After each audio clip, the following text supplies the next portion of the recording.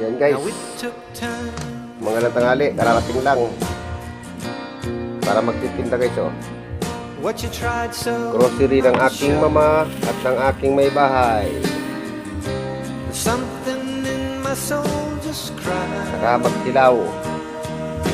Yan mamaya guys, makikita nyo guys, kikilawin ko mamaya. Saka yan, makita ko na. Kasi pasensya nyo na guys yung aking vlog na yan kasi wala ko ibang iisip na magandang pang-vlog. Okay, isang katutak na kape, saka isang katutak din ng spaghetti. Pang salad, nandun na.